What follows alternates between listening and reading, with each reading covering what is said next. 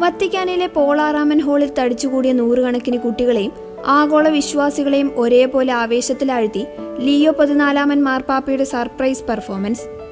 വത്തിക്കാനിൽ നടന്ന കുട്ടികളുടെ സമ്മർ ക്യാമ്പിലാണ് അതിർവരമ്പുകൾ മറന്ന് കുട്ടികളിൽ ഒരാളായി മാറി മാർപ്പാപ്പ പാട്ടുപാടിയത്.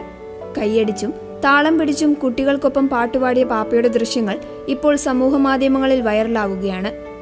ലോകമെമ്പാടുമുള്ള ക്രൈസ്തവരുടെ പ്രിയപ്പെട്ട ഭക്തിഗാനമായ Jesus Christ you are my life എന്ന ഗാനമാണ് കുട്ടികൾക്കൊപ്പം മാർപ്പാപ്പയും പാടിയത്.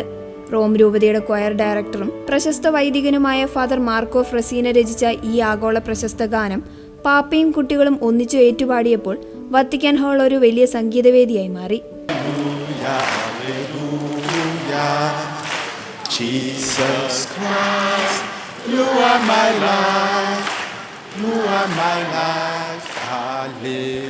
Dall'estate ragazzi che protegge dalle intemperie.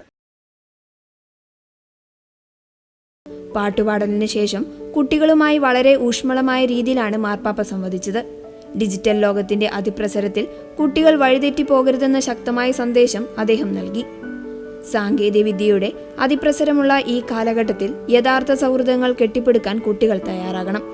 സ്ക്രീനുകളിലേക്ക് മാത്രം നോക്കിയിരിക്കാതെ ഇന്നത്തെ തലമുറ പരസ്പരം നേരിട്ട് സംസാരിക്കുവാനും ഒന്നിച്ച് കളിക്കുവാനും സമയം കണ്ടെത്തണം. ദൈവം നമ്മുടെ ഫോണുകളിലേക്കല്ല ഹൃദയങ്ങളിലേക്കാണ് നോക്കുന്നതെന്ന് ലിയോ 14 മാർപ്പാപ്പ പറഞ്ഞു.